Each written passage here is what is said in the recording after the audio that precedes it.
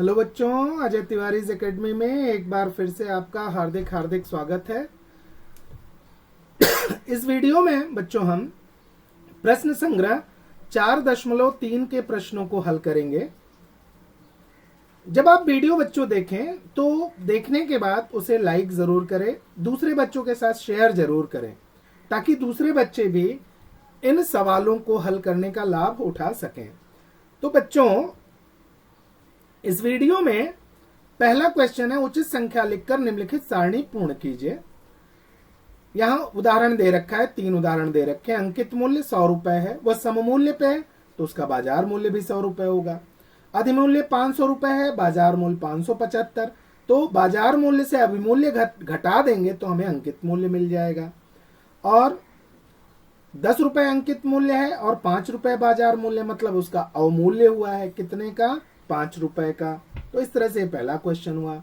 दूसरा क्वेश्चन है, जब बाजार मूल्य 80 रुपए था तब अमोल ने 100 रुपए अंकित मूल्य वाले 50 शेयर्स खरीदे। उस वर्ष कंपनी ने 20% लाभांश दिया, तो निवेश पर प्रतिफल की दर ज्ञात कीजिए। शेयर्स की संख्या कितनी थी, 50। अंकित मूल्य कितना था, 100। बाजार मूल्य 80 रुपए, तो लाभांश 20%, ये तो दिया हुआ है। तो कितना निवेश किया उसने, कितना इन्वेस्ट किया, तो 80 रुपए का बाजार मूल्य था और 50 शेयर खरीदे, तो 4000 रुपए उसने निवेश किए। तो एक शेयर पर प्राप्त लाभांश कितना है, 100 गुणे 20/100 बराबर 20 रुपए। तो एक शेयर पे 20 रुपए का लाभांश मिला, तो कुल कितना लाभांश मिला, तो एक शेयर पर लाभांश गुणे कुल शेयर, तो 20 गुणे 50 बराबर 1000 रुपए का उसको लाभांश कुल प्राप्त हुआ। अब प्रतिफल की दर जो है, रेट ऑफ रिटर्न कितना है, कुल लाभांश बटे कुल निवेश गुणे 100, 1000 बटे 4000 गुणे 100 बराबर 25%।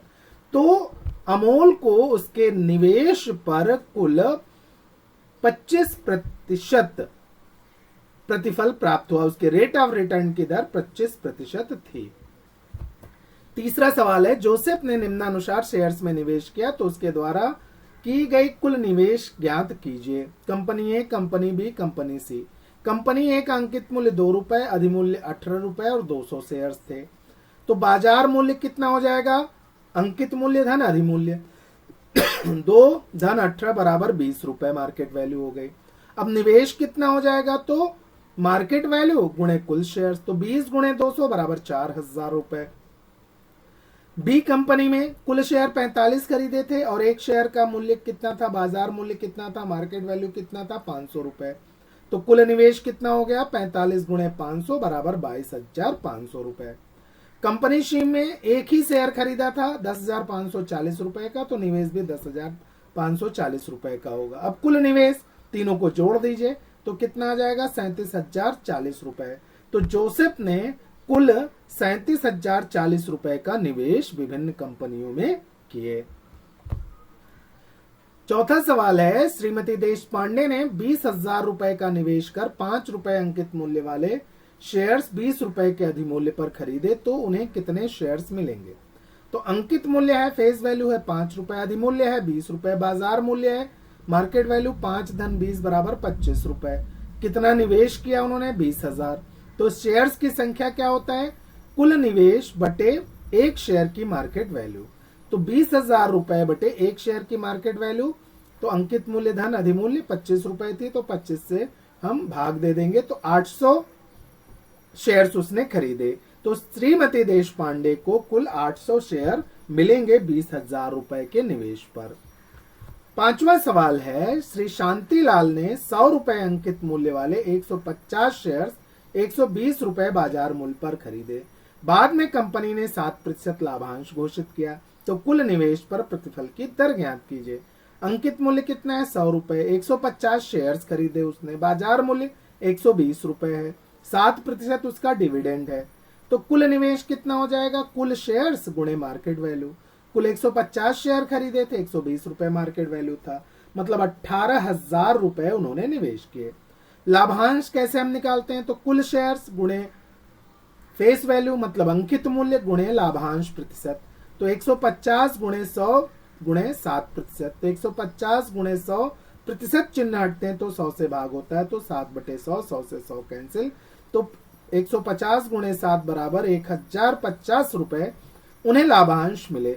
तो निवेश पर प्रतिफल मतलब रेट ऑफ रिटर्न कितना हुआ, कुल लाभांश बटे कुल निवेश गुणे 100, 1050 बटे 18,000 गुणे 100, इसको कैंसिल कर देंगे तो 5.83% उन्हें रेट ऑफ रिटर्न मिला।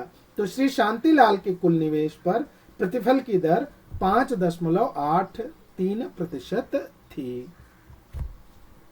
छठवां क्वेश्चन है, दिए गए निवेश में से कौन सा निवेश अधिक लाभप्रद है। दोनों कंपनी के शेयर्स का अंकित मूल्य समान है। कंपनी ए के शेयर का बाजार मूल्य 80 और लाभांश 16, कंपनी बी के शेयर का बाजार मूल्य 120, लाभांश 20% है। ठीक है, तो अब अंकित मूल्य 80 रुपए है, तो माना कि दोनों कंपनी का फेस वैल्यू मतलब अंकित मूल्य 100 रुपए है। कंपनी ए के लिए मार्केट वैल्यू 80 रुपए, लाभांश प्रति शेयर कितना मिलेगा, तुम अंकित मूल्य गुणे लाभांश की दर, तो फेस वैल्यू गुणे लाभांश की दर, तो 100 गुणे 16%, तो 100 गुणे 16/100, 100 से 100 कैंसिल, 16% का लाभांश उनको मिला। प्रतिफल की दर कितनी थी, लाभांश बटे निवेश गुणे 100, 16/80 गुणे 100, तो 20% प्रतिफल की दर थी। उसको रेट ऑफ रिटर्न कितना था, 20%।